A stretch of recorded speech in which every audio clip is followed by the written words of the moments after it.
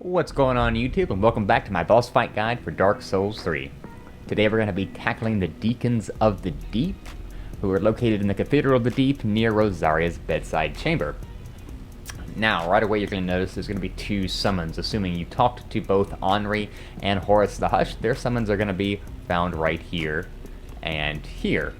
Now, you can bring them in if you want, but this is actually a boss fight that I would recommend that you don't. And the reason is because this boss is basically a giant mob. We're going to have a giant mob of the devout of the deep, who are what the priests are called.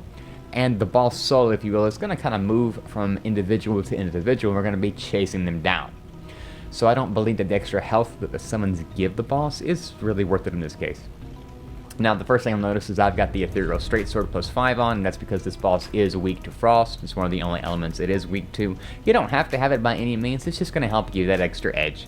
And as for the rings, I do have my miracle rings in case I want to use my sunlight sphere. I do have the ring of the evil eye on this one so that I can absorb each HP from each defeated foe, since there is going to be a mob, and that'll help me kind of get in there, whack at them, and not take too much damage. And then of course I had the Irithyll ring.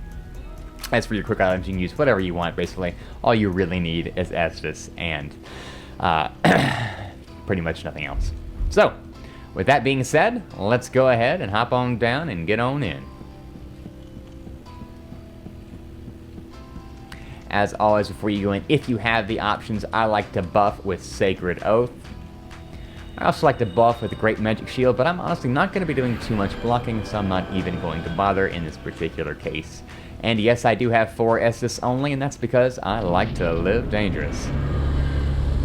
Now, the boss is going to be in red here, so I'm going to start whacking it. And you can see it's going to start taking damage immediately. Now, the nice thing about the Straight Sword is that it is very fast, and as you can see, you can start just tanking these enemies away.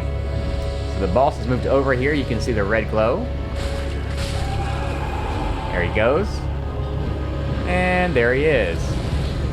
Now, if you have the Dragon Slayer Clay Axe, that's a great one for that as well, because you can just slam the lightning stake ability right on down and take out this whole mob at once. Now, you can run up and backstab these guys. Really easy way to get around too, and get iframes while you're doing it. You can see that Ring of the Evil Eye really kind of helping my health stay topped off there. Alright. Now, when he gets about halfway down, he will enter kind of a phase change. Well, risky business.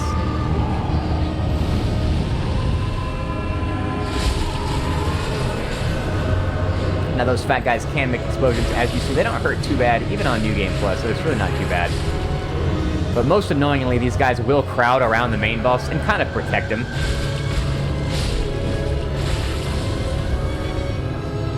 Just keep whacking away.